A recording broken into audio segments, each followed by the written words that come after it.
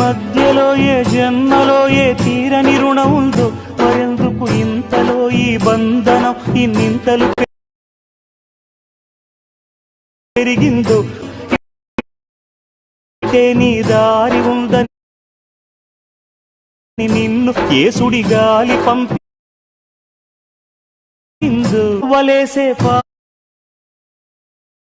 పాడు లోకం కంట పడక నాయనక ఇలా నా గుండె